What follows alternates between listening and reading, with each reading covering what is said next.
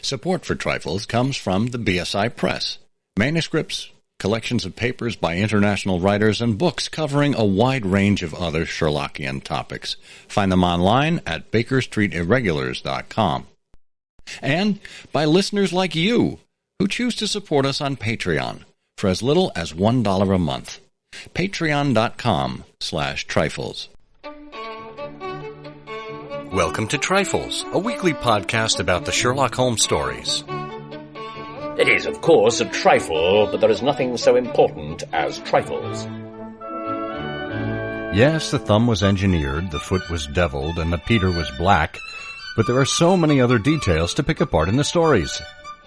Pray, be precise as to details. You know the plots, but what about the minutiae?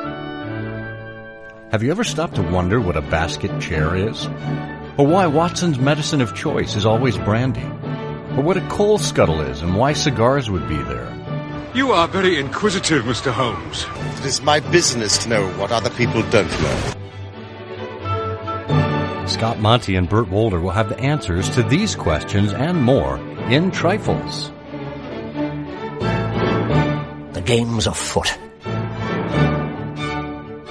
Episode 299, Lowenstein of Prague. Hello there, and welcome to Trifles, the Sherlock Holmes podcast where we look into the details in the Sherlock Holmes stories. I'm Scott Monty. I'm Burt Wolder. And Burt, are you... I don't even know how to do a play on words on Lowenstein of Prague. Have you been to Prague lately? Yaha, I love Praha. Now, it's not Prague, is it? Well, I think, Praha, I think, my memory is that... Praha! Praha, I think Praha is getting into the neighborhood of a more authentic pronunciation. Yeah. Wasn't there a Three Stooges thing where someone was called Raha, and they'd say, oh, Raha, aha! Oh, I'm sure there was. If I can find a link to that, I'll put it up. No promises, but that's the only thing that comes to mind. Oh, well, that will certainly add a lot of the viewing and listening experience to catching those comedy geniuses, the two Howard brothers and Larry Fine. Dr. Howard, Dr. Fine, Dr. Howard, yes. Well, no one's here to hear the stylings of Drs. Howard or Fine. We're here to talk about, this is another master's class. We're going to look at a masterful piece of Sherlockian scholarship from the days of yore and bring you inside of it. And in this case, we're going to be looking at I think this is an article from the Baker Street Journal, a Morley Montgomery Award-winning article from the 1973 volume. And it is called Lowenstein of Prague, the most maligned man in the canon. And it's by our friends, Jan Prager and Albert Silverstein. Before we do dive into that, and it's going to be an interesting exploration, did want to note a couple of things. One, as you probably heard in some previous episodes, we have just recently decided to make the show available free of advertising for our Patreon supporters. To thank you for what you do for us, one of the perks we're giving you is the ability to listen to the show without commercial interruption. So if that's the case and you are a Patreon supporter, listen to us through Patreon. You can either pick it up in the app or at patreon.com/trifles. And while we are talking about Patreon, I did want to mention a couple of our recent patrons, a change in one of our patron status. Susan from Orlando Park, Illinois, has gone from monthly to an annual supporter. So thank you very much, Susan, for committing to us for the full year. And if you want to do like Susan, you actually get a 10% discount on the Patreon fee. So that's a plus for you. The other person we have is Greg from Newport Richey, Florida. Greg, we really appreciate your support of the show, and you are on the list to get a mug after the third month. So stay tuned for that Trifles mug coming at you in the mail. And just a note, folks, we are actually going to be changing up the merch a little bit for next year, for 2023 in Season 7. We'll have an updated mug, and we'll give you a choice of which you'd like to get as a supporter. So go ahead and check that out on Patreon.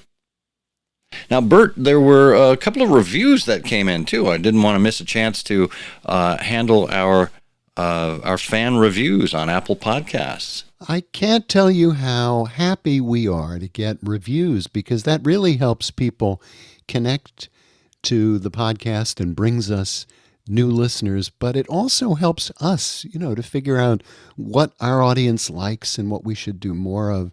And we've gotten some really lovely reviews that add to the great cheer that we have in producing this program. We have a review from Susan 146 on Apple Podcasts from April.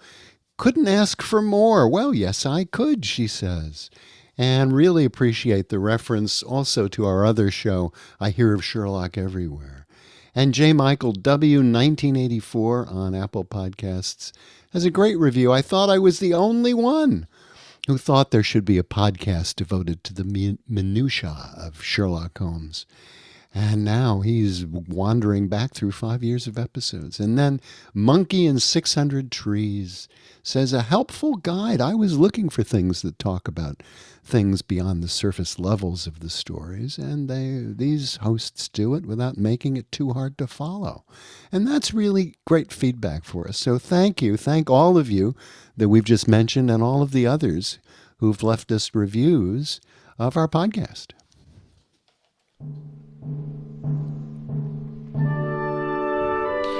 All right, we mentioned Lowenstein of Prague, the most maligned man in the canon. This is a fascinating article. I remember first reading it in the Baker Street Journal from the 1973 edition. And Jan Prager and Al Silverstein really did a masterful job, which that explains why they got the Morley Montgomery Award. But what they are doing here, and we're going to go through their analysis, is they look at exactly who Lowenstein of Prague was in real life and why it is that he does not bear the full responsibility for the side effects of what Professor Presbury experienced in The Creeping Man. And they go further to identify actually who was responsible for it and why. So it's a really nice job that they both did here. So, Bert, do you want to kind of kick us off in the right direction so we can understand exactly what it is that they're talking about? Absolutely. And the interesting thing is, just to start on who these folks are, Al Silverstein and Jan Prager, because their investitures in the Baker Street Irregulars, in that order, are Professor Presbury and Lowenstein of Prague. So it was not unusual that Al and Jan, bearing those investitures, would collaborate on this investigation. Well, as you say, there's so many interesting things about this, but they begin by recounting some of the events, exactly what's going on in The Creeping Man, which we're not going to do here because all of our listeners are very well informed, and you can easily turn back to the case and see what's going on here. But the point that they quickly get to is, there's a flaw, obviously, in the treatment that Lowenstein provides for Presbury, and they take us through that. And by the way, we should know we had found a fake ad for this serum of Langer. Somebody had done a fake ad in one of the Baker Street Journal issues. Yes. And it warned about all sorts of side effects, as any good pharmacological ad does. So yes. maybe we'll explore that someday. Yes, yeah. Oh, yeah, we should actually find that and see if we can publish that picture. Yes, not available for sale in California. But they come quickly to the point where, what's going on here in the case is that as all this unravels, we learn that the evil is Lowenstein's, the provider of this treatment. And Professor Presbury, according to the case, was, someone who was just involved in a love dream of advanced years. And so we quote Watson, Holmes talking to Watson at the conclusion of the case, when all of this is over. Holmes says, "When I've written to this man," referring to Lowenstein, "and told him that I hold him criminally responsible for the poisons which he circulates, we will have no more trouble. There's a real danger to humanity, Watson. Consider, how the worldly would all prolong their worthless lives. The spiritual would not avoid the call to something higher. It would be the survival of the least fit, if this awful therapy, were to become popular." Yeah, and then they say that their hypothesis is that very little of the fault for this situation belonged to Lowenstein. He was just a scientific researcher in the process of looking at anti-aging solutions, and he was not this kind of opportunistic peddler that he was made out to be. And as far as providing Professor Presbury with the serum of languor, it was simply the culmination of a logical sequence of experiments that required the injection of the hormone into a human subject, and that was testing some of the conclusions drawn from prior research. Yeah. Yeah, and so as this, they quickly get to the point here. They say, so we've got this hypothesis, that Lowenstein was not really the cause of this. And here's the proof. The proof is identifying Lowenstein as one of the great scientific innovators of the 20th century, someone whose stature was such that the financial motives attributed to him by Holmes are unthinkable.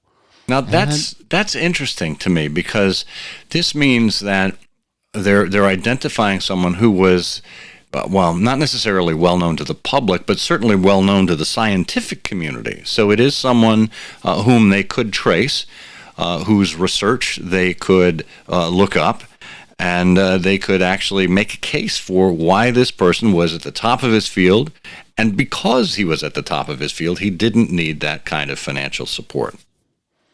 Yeah, absolutely. And they say right here, there are 4 historical facts that allow us to identify the maligned Lowenstein very carefully. One, there was a prominent endocrinologist whose work in the field of gerontology at Prague had attracted scientific attention between 1900 and 1905. Second, this pioneer was ahead of his time and was the subject of considerable scientific controversy. Third, the scientist is viewed today as being totally above suspicion. And 4, a rejuvenating serum of biological origin actually existed in 1903. That is fantastic. And they take us right to the name, the evidence that Lowenstein was Eugen Steinach, Eugen or Eugen Steinach, of Tyrolean birth, born in 1861. So this is Steinach, who ended up at Vienna to study. He was a young man when he was there. He dated his interest in sex research beginning as early as 1892, as referenced in his book Sex and Life from 1940. And that was with the extension of Tarkanoff's research into the apoplectic behavior of the frog. Well, that's not something you hear about every day. But no, now I think too the word apoplectic, I think could be read by us today generally as involving sexual intercourse or fornication or something like that. Well, this is a family show. Let's not go that far. But Steinach wrote, even the dark secret of sex and of the sexes was believed to be initiated and dominated by mechanistic and chemical phenomena, i.e. hormones. So the study of these phenomena appeared to me to be an alluring problem after so many years devoted to the more general physiology of muscles and nerves. And that's fascinating, because what we know of hormones is they actually interact directly with the neurological system, with the brain and functioning of the nervous system. So really, really great early observation and hypothesis there by Steinach.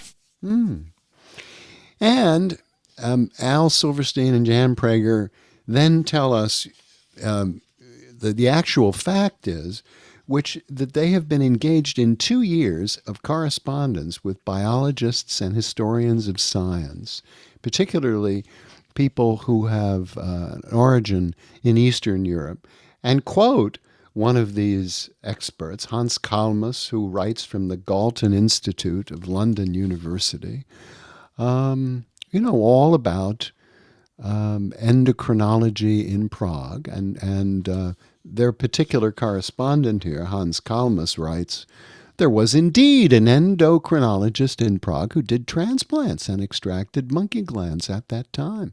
And it was perfectly clear to me, even before I'd read your postscript, that in any literary account, only Steinach could be meant.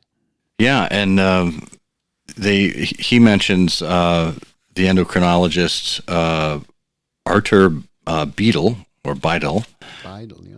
who coined the word endocrinology. He was at the German University at Prague. And another correspondent with Jan and Al, Hans Selye, who was a former student of Beidle's, said, I know of no endocrinologist called Lowenstein who would have worked in Prague. But, of course, the fact that he may not have been called Lowenstein makes identification somewhat hazardous. I do agree, however, that Steinach corresponds pretty well to your description in that he was an endocrinologist and did work on rejuvenation in Prague at that time. Well, they go into much more detail about Steinach and his work and why he became to be more properly regarded in later years. But then they get to the central question, which is sort of the halfway point in our exploration here. How could Holmes have made the staggering error of viewing Steinach or Lowenstein in such a light? How can we unriddle this? And how was that? Exactly. Well, I think we will probably want to explore that after, we hear a brief word from someone who's completely impartial on the subject, like our sponsor. Well, if you recall, around these parts, we've asked you, as we've mentioned, The Grand Game, Volume 1 and 2, to give a shout-out to The Grand Game, Volume 1, which is no longer in print. And we have promised you that if we get enough interest going, that perhaps the publisher, the Baker Street Irregulars, might bring The Grand Game, Volume 1, back into print, even perhaps as a paperback. Well, some of you took us, as seriously as we intended, and you reached out to the Baker Street Irregulars, getting a resounding no from them. And I thought, well, maybe we're going about this a little wrong. Maybe it's incumbent upon us, your show hosts, to collect all of the information if people are, in fact, interested in pursuing The Grand Game Volume 1. See, the thing is, you can still get The Grand Game Volume 2, which I think picks us up around 1960 or so, and takes us all the way through 2010 as far as scholarship goes. So The Grand Game Volume 1 really goes from 1902 to 1959. Bert, do you think that's worth pursuing at this point? Oh, I think that's certainly worth pursuing. Well, maybe we'll put a poll together and we'll put it up on our show notes. And if you're interested in The Grand Game Volume 1, just hit a yes. If you're not, just hit a no. And then we'll tally it all, maybe by the end of 2022. We'll give you some time to soak on that. And then we can take our responses into the Baker Street Irregulars and present them all at once rather than pestering them with individual emails and plaintive requests. And meanwhile, if that doesn't suit you, There are plenty of other books to choose from at BakerStreetIrregulars.com. So head on over there and have a field day. Well, and speaking of a field day, our authors here, Jan Prager and Al Silverstein, have a field day when they get to the question of exactly how was it that Holmes so misrepresented Lowenstein's work. And they point out that, through his point out a couple of things, but one was the attitudes of the British towards Steinach, to which Holmes and Watson were exposed daily.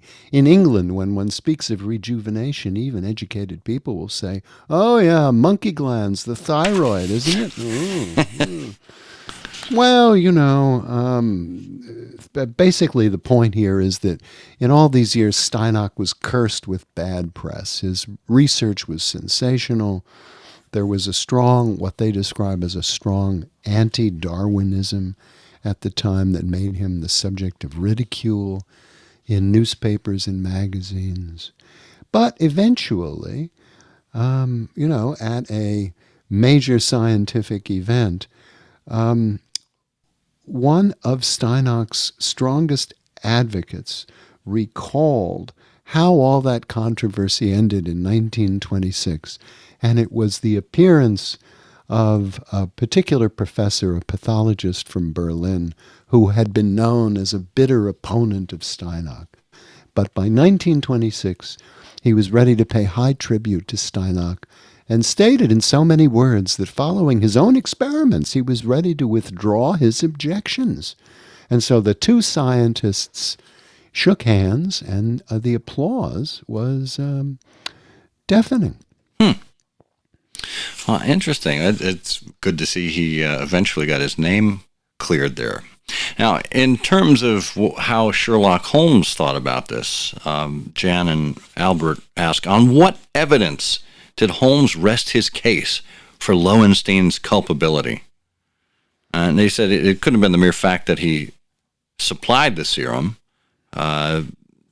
The evidence for Holmes's conclusion lies exclusively in a letter from Lowenstein to Presbury, which Holmes discovered toward the end of the case. It begins with the opening, "Honored colleague," which is a salutation suggesting research rather than chicanery, and continues with admirable notes of scientific caution.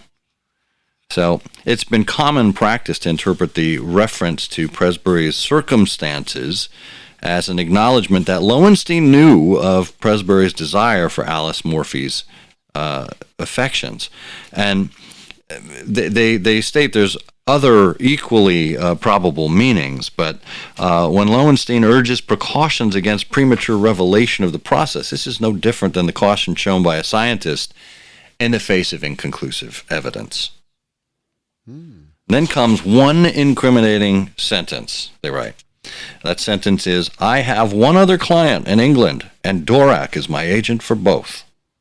So combined with the receipts from Dvorak and for the money sent by Presbury, the sentence contains Holmes's entire case against Lowenstein.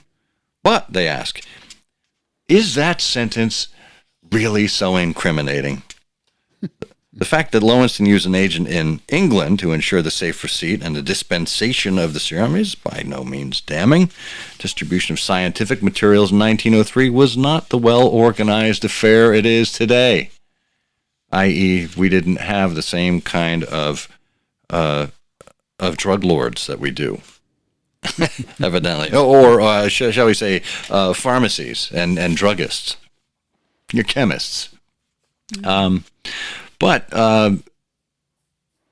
they also say the fact that Presbury was financing the cost of his end is also not incriminating.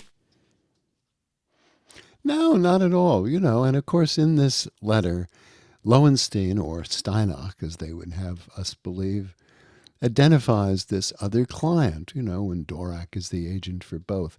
And they ask, well, what about that other client? Well, that's not really incriminating either. I mean, look, the fact is that at the time, scientists, particularly in Eastern Europe, were not generally wealthy. And there was a relationship between the two men in England that Lowenstein was dealing with, this other client, who were subsidizing the cost of the manufacture. And, the fact you can interpret this letter, honored colleague and so on, as Lowenstein simply considering the relationship between himself and Presbury not to be a business one, but, one of considerable friendship. And the fact that it was interpreted to be damning, really reveals only Holmes and Watson's misconceptions in this whole affair. And that gets us to the conclusion that Presbury duped Lowenstein into providing him with the serum. Now, it doesn't preclude the possibility of somebody else involved in this deception, and that gets us back to Dvorak. Oh, old Dvorak, the conniver. And they wonder, well, what role did Dvorak play? If there was someone who was tampering with the communications between Presbury and Lowenstein, that could have actually affected how Presbury looked at the serum. So they say there's one tantalizing shred of evidence. In going back to 1926, Steinach had resumed work on the mechanism of the pituitary gland governing the secretion of sex hormones.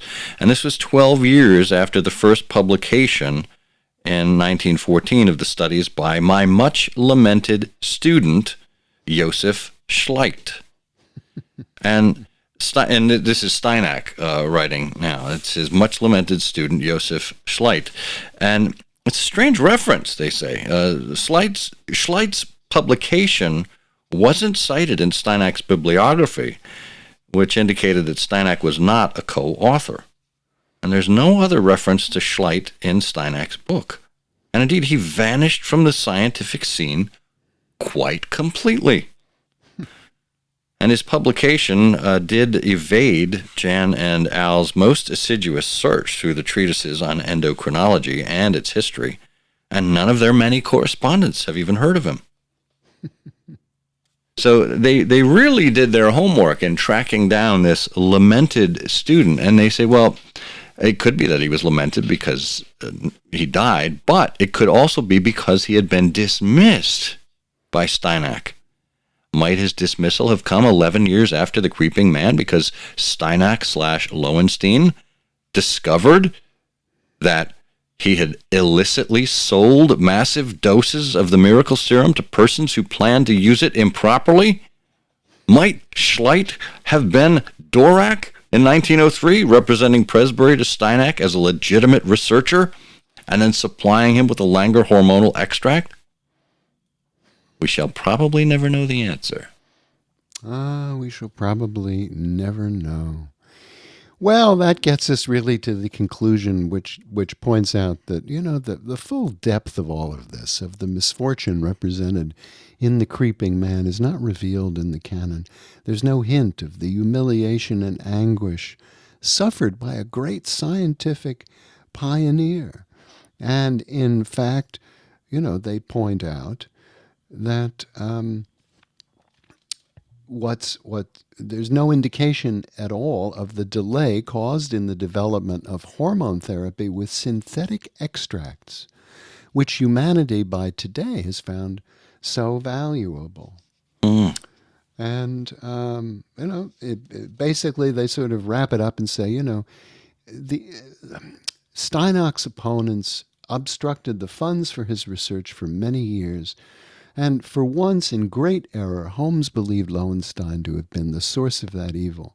But despite his error, Holmes realized that the ultimate source of the evil lay, and they quote here, in that untimely love affair, which gave our impetuous professor the idea that he could only gain his wish by turning himself into a younger man.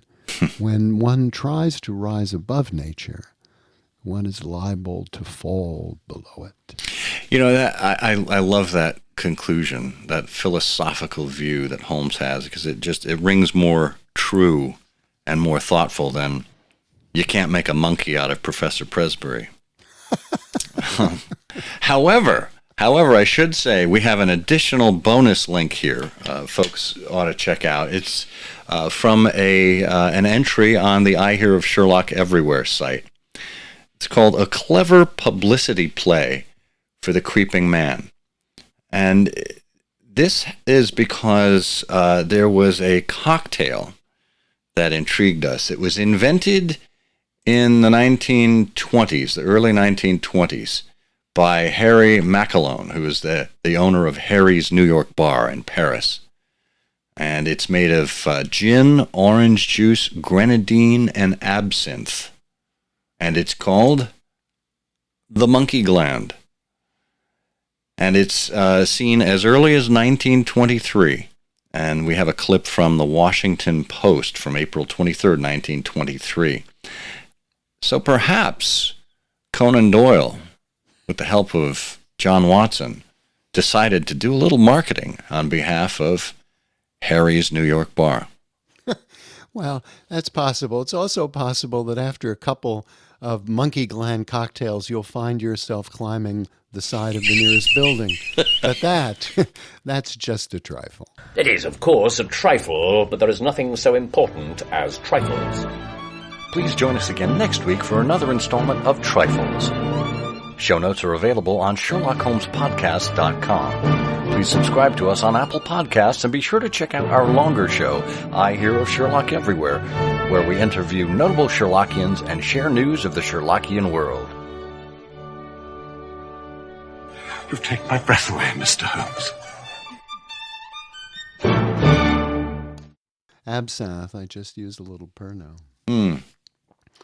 Well, having never tasted absinthe, I don't know if it bears any relationship to. I think it's very licorice-like, from what I understand. Well, that's Pernod. Pernod is an anisette. Okay, anisette, yeah. Well, that explains why Professor Presbury would have loved the monkey gland, because absinthe makes the heart grow fonder.